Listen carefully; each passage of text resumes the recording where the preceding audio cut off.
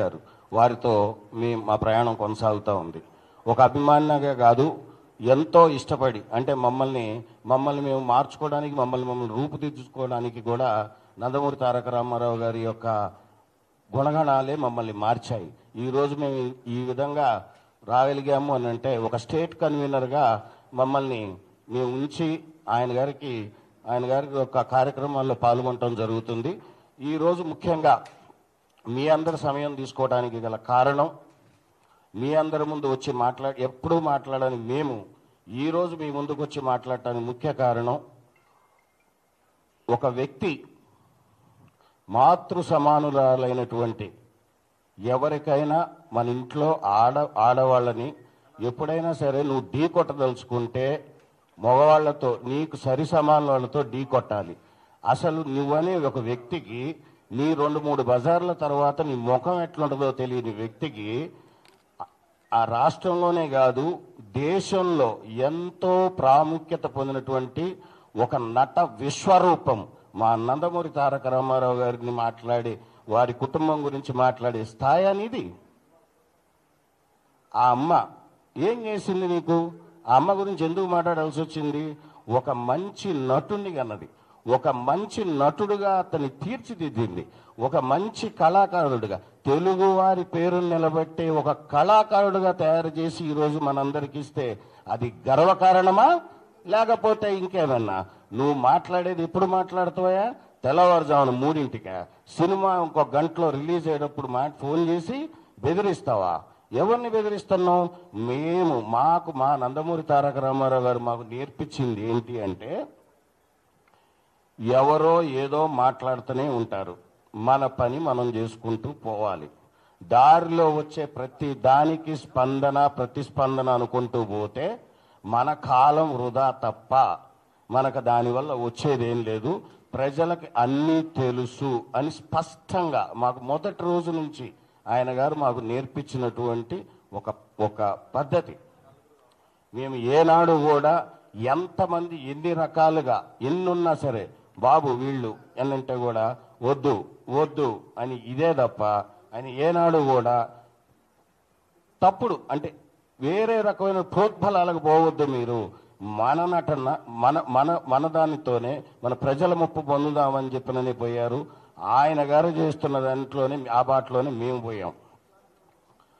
ఇప్పుడు ఈ mister MLA Prasad అనేవరైతే ఉన్నాడో,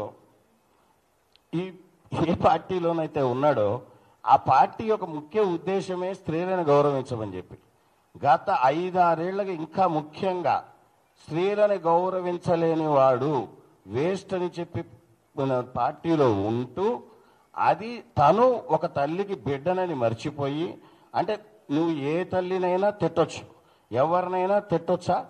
ఆ పార్టీ క్రమశిక్షణ కలిగిన పార్టీ కదా. బీసీలకు, ఎస్సీలకు, ఎస్టీలకు, మహిళలకు అందరికీ సమాన హక్కులు ఉండాలని చెప్పి పుట్టిన పార్టీయే కదా. ఆ పార్టీలో ఉంటూ నీకు పర్మిషన్ ఏంటయా? మేము ఎందుకు తీసుకోవాలి నీ పర్మిషను? ప్రభుత్వం పర్మిషన్ ఇచ్చింది, ఆల్రెడీ ఇచ్చిన తర్వాత మళ్ళీ నీ పర్మిషన్ ఏంది? బోర్డు పర్మిషన్ మళ్ళీ 3ంటికి ఫోన్ చేసి సినిమా ఆపుతాడు. నీకు ఒక రీల్ తగలబెడతాడు. అసలు రీల్ ఆడ తెచ్చినారా నాయన? ఎప్పుడో పోయింది అది జమానాలో. నువ్వు పాతకాలంలోనే ఉన్నావు. కాబట్టి అనేది ఏంటంటే, ఎన్టీఆర్ అభిమానులు అనేవాళ్ళు చాలా సైలెంట్గా ఉంటారని ఎప్పుడు అనుకోవద్దు. కానీ మా ఓపికకు కూడా ఒక సహనం అనేది ఉంటుంది.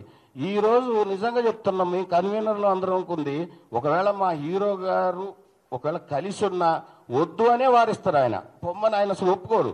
కానీ మేము ఆయన చెప్పినా కూడా ఈసారి మాత్రం ఆగేవాళ్ళం కాదు.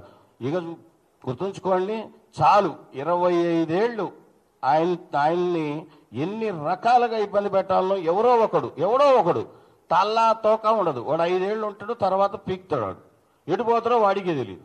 వీళ్ళందరూ మోపవుతారు. ఎప్పుడు వీడిపోతే ఇంకోటి వస్తాడు. ఏనా ఇదంతా? మీరు ఎప్పుడో ఒకటి గుర్తుంచుకోండి, తెలుగుదేశం పార్టీలో ఉంటూ ఒక క్రమశిక్షణ కలిగిన నాయకుడిగా ఉంటే ఉండు, లేదు అంతే.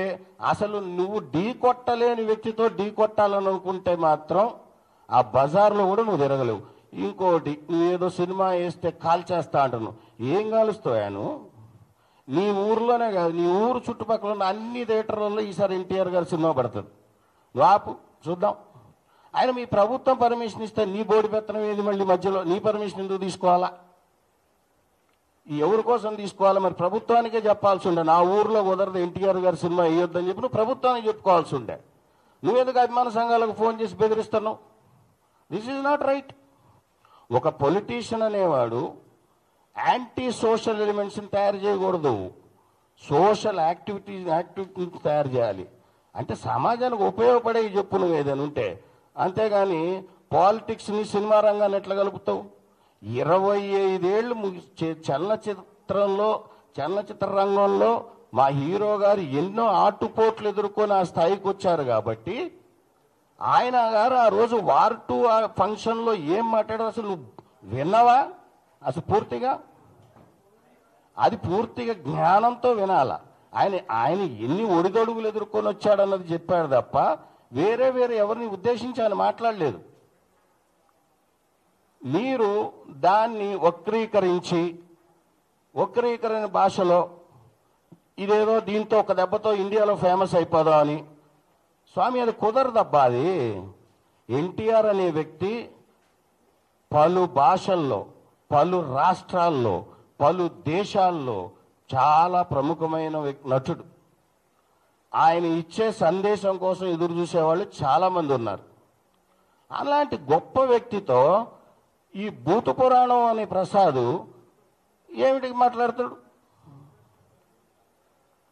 ఇప్పుడు మా అందరం కోరుకునేది ఒకటే అండి, ఈ మిస్టర్ సోకాల్డ్ ప్రసాద్ ఎవరైతే ఎమ్మెల్యే ఉన్నాడో ఆయన గారు ఏదో ముందు మాట్లాడేసి రాత్రిపూట తెల్లారుజామున అది జోష్లో మాట్లాడిండో ఎట మాట్లాడిండో ఆ 3 కంటే అది మీరే అర్థం చేసుకోండి. నెక్స్ట్ డే ఏదో ఒక బెడ్రూమ్లో కూర్చొని ఒక సెల్ఫీ వీడియో తీసేసి పెట్టేసి నా పని అయిపోయిందని చేతులు దులుపుకుంటే కుదరదు. మీరు బహిర్గతంగా అందరు ప్రెస్ వాళ్ళని పిలిచి, ఎన్టీఆర్ అభిమానులను పిలిచి, అక్కడ బాధ్యుల్ని పిలిచి, మీరెవరికైతే ఫోన్ చేసి బెదిరించారో ఆయన్ని పక్కన కూర్చోబెట్టుకొని మీరు క్షమాపణ చెప్పండి. ఇక ఇంతే ఎన్టీఆర్ ఫ్యాన్స్ ఏమన్నా వాళ్ళు సైలెంట్గా ఉంటారు అంటే ఇక అయిపోయింది. 25 ఏళ్ళు అయిపోయింది. ఇక ఆగేది లేదు. What NTR fans can do అన్నది ఇక నుంచి మీకు చూస్తారు. గతం, చరిత్ర, ఇప్పుడు జరగబోయేది చూడండి. కాలం ఎప్పుడూ ఒకేలాగా ఉండదు. మిస్టర్ ప్రసాద్, మీరు క్షమాపణ అనేది 2-3 రోజుల్లోనే తెలియపరచకపోతే మేమైతే అభిమానులు మేము ఆపాలనుకునే వాళ్ళు ఎంత ట్రై చేస్తున్నా చాలా మంది ఆగలేని పరిస్థితుల్లో ఉన్నారు, తట్టుకోలేవు. నువ్వు కొంచెం జాగ్రత్త. నువ్వు అతన్ని ఇమీడియట్గా మా అభిమాని ఎవరినైతే బెదిరించావో, అతనికి ఏదైతే ప్రాణహాని ఉంది, ఏదో అతన్ని ఏదో చేస్తా అని బెదిరిస్తున్నావో ఒక్కసారి టచ్ చేసి చూడబ్బా. థియేటర్లో కాల్ చేస్తా అన్నావు, అసలు నీకు దగ్గర ఎన్ని ఉంటాయబ్బా? థియేటర్లో ఎంతమంది ఉంటారబ్బా? నువ్వు ఎవరి మీద పోగలుగుతావబ్బా? ఒక థియేటర్లో ఎన్ని సీట్లు ఉంటాయి తెలుసా నీకు? అసలు ఒకటండి, జరిగిన దానికి క్షమాపణ చెప్తూ అతని యొక్క వంకర బుద్ధికి, అతనికి సంస్కారం లేదు, తల్లిదండ్రుల పట్ల గౌరవం లేదు. నాకు తెలిసి వాళ్ళ ఇంట్లో వాళ్ళు కూడా తిట్టుంటారు ఈ జరిగిన తర్వాత. ఆ 3 టైంలో జరిగింది. తర్వాత అతను పశ్చాత్తాపడి ఉన్నాడో లేదో మనకి తెలియదు, కానీ అతనిని క్రమశిక్షణ కలిగినటువంటి ఒక పార్టీగా పెద్ద ఆయన స్థాపించింది. నందమూరి తారక రామారావు గారు స్థాపించిన పార్టీలో ఒక ఎమ్మెల్యేగా ఉన్నాడు. కాబట్టి ఆయన మీద యాక్షన్ తీసుకుంటేనే రాబోయే తరాలు, రాబోయే ఎమ్మెల్యేలు ఎవరైనా సరే, యువకులైనా సరే, అనుభవజ్ఞులైనా సరే, నందమూరి వారి ఫ్యామిలీ జోలికి రావాలంటే భయం ఉండాలి. నువ్వు అదే నందమూరి వారు స్థాపించినటువంటి పార్టీలో అదే జెండా నీడలో ఎమ్మెల్యే అవుతారు, మంత్రులు అవుతారు, కానీ వాళ్ళ కోడలను తిడతారు, కొడుకుని తిడతారు, మనవాళ్ళని తిడతారు. ఇది ఎక్కడ న్యాయం అండి? నీకు అంతకు ఇష్టం లేకపోతే అసలు మా పార్టీలోకి రా. మా ఎన్టీఆర్ గారు పార్టీలకి సినిమా రంగం వేరు సెక్టార్లు. పార్టీ అనేది ప్రజలకు సేవ చేయటానికి ఉంది.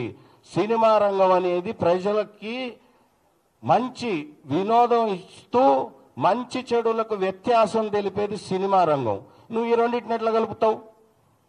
అసలు నీకేం సందర్భం? నీ ఫ్లెక్స్లు ఎందుకు వేయాలి? మాకేం అవసరం? మా హీరో ఫ్లెక్స్లతో మేము వేసుకుంటాం. మా అభిమాన సంఘాల వాళ్ళు మిమ్మల్ని డొనేషన్లు అడుగుతున్నారా? వాళ్ళు కష్టపడి సంపాదించిన దాంట్లో హీరో మీద ఉన్న అభిమానంతో వాళ్ళు తిండి తినక వాళ్ళు ఏదో అభిమానం. మీకు ఇంకో విషయం చెప్తున్నానండి, ఏనాడు కూడా మా హీరో గారు మీరు బాగుండాలి బాగుపడాలని చెప్తుంటాడు తప్ప మీ ఇంట్లో డబ్బులు తీసి ఖర్చు పెట్టొద్దు, నా కోసం చేయొద్దు, ఒక పాల ప్యాకెట్ కూడా తీసి పాలు పోయొద్దు అని చెప్పే వ్యక్తి. అంత మంచి వ్యక్తిని పట్టుకొని అతని పని అతను చేసుకుంటా పోతా ఉంటుంటే మీరందరూ ఒక చీడ పురుగుల్లాగా మధ్యలో వచ్చేసి ఇందులో భావాలు వేరే వేరే రకమైనటువంటి పదజాలాలు వాడుకుంటూ మొత్తాన్ని సమాజంలో ఉన్న ఒక కల్మషం లేని మనిషి యొక్క జీవితంలోకి అనవసరమైన సంఘటనలన్నీ తీసుకొని వస్తున్నారు. ఇది పూర్తిగా ఖండించదగ్గ విషయం. మిస్టర్ ప్రసాద్, నువ్వు ఇప్పుడు ఏడనో మాకు తెలియదు. నువ్వు అనంతపూర్లో ఉన్నావా, విజయవాడలో ఉన్నావా, హైదరాబాద్లోనే ఉన్నావా మాకు తెలియదు. మీరు ఫస్ట్ ఇమీడియట్గా ప్రెస్ మీట్ పెట్టి మా హీరో గారి అమ్మగారికి మీరు బహిర్గతంగా క్షమాపణ చెప్పాల్సిందే. నేను ఒకటి చెప్తున్నా, ఇంకొక చిన్న మాట గుర్తుంచుకో మిస్టర్ ప్రసాద్. అమ్మగారు ఎందుకంటే ఎక్కడైనా ఆమె గారి చూసిన ఆయన ఎక్కడైనా కొడుకుని ఎంత చక్కగా పెంచుకొని మనందరికీ తెలుగు వారికి అందించింది. అలాంటి తల్లిని పట్టుకొని నువ్వు అంత పెద్ద పెద్ద మాటలు ఎట్ట మాట్లాడుతావా? నువ్వు అసలు నీకేం సంబంధం అసలు ఆ కుటుంబంతో మాట్లాడితే? మళ్ళీ నేను నందమూరి వాళ్ళకు నారా వాళ్ళకి ఫాలోవర్ అని అంటావు. నువ్వు ఫాలోవర్ అయ్యిండి ఆ ఇంట్లో వాళ్ళని తిట్టుకుంటూ పోతున్నావు నువ్వు. ప్రసాద్, ఈ క్షమాపణ చెప్పండి, లేకపోతే మీకు మా తోటి కన్వీనర్లు మీ అందరు ప్రణాళిక చేసుకున్నట్టుగా నీ ఇల్లు ముట్టడించడం అయితే మాత్రం ఖాయం. పార్టీ వారికి కూడా పెద్దలకు ఒక విన్నపం, గతంలో కూడా చాలా మంది నాయకులు మా నందమూరి తారక రామారావు గారి గురించి దుర్భాషలు ఆడినా మేము దాన్ని ఎంతో సహించి ఓపికతో మేమేం మాట్లాడకుండా ఉన్నాం. కానీ దీనికి దేనికైనా ఒక ఎండ్ అనేది ఉంటుంది. ఈ విషయానికి ఎండ్ అనేది లేకుండా పోతుంది. మన పార్టీలో ఉంటూ మన ఎమ్మెల్యే అయ్యిండి మహిళలకు ఎంతో గౌరవం ఇచ్చే పార్టీ అని చెప్పుకొని మన దాంట్లోనే ఇలాంటి విషయాలు రిపీట్ అవుతున్నాయి. కాబట్టి ఒకళ్ళపై చర్య తీసుకుంటే ఇది ఇకపై ఎవరు ఎలాంటి వాటికి దుస్సాహసానికి పాల్పడరు అన్న ఒక దీని విషయంతో మీకు దయచేసి మీ అందరికి రిక్వెస్ట్ చేసేది ఏంటంటే పార్టీ పెద్దలకి దీనిపై క్రమశిక్షణా చర్య ఇమీడియట్గా ప్రసాద్ గారి పని తీసుకోవాలని చెప్పి మా నందమూరి తారక రామారావు గారి అభిమానుల తరఫున మేము అక్కడ లోపల ప్రభుత్వాన్ని మేము రిక్వెస్ట్ చేస్తున్నాం. ప్రసాద్ మీరు గారు ఇంకోటి గుర్తుంచుకోండి అండి, not only in Andhra, Telangana కాదు, నార్త్లో కాదు, ఒక్కసారి కదిలిందా సైన్యం, ఎన్టీఆర్ సైన్యం పవర్ ఏంటో గతంలో ఒక 15 ఏళ్ల క్రితం అందరికీ తెలుసు. 18 ఏళ్లకే ఇండస్ట్రీలోకి వచ్చి ఏమేం చేసిండ్రో ఆయన మీకు తెలుసు. ఆయన ఎన్ని ఆయన ఎంత మోల్డ్ చేసుకున్నాడో మీకు తెలుసు. మా అభిమానులను కూడా అంతే తయారు చేసిండు. కామ్గున్నాం, లెట్ us ఫుల్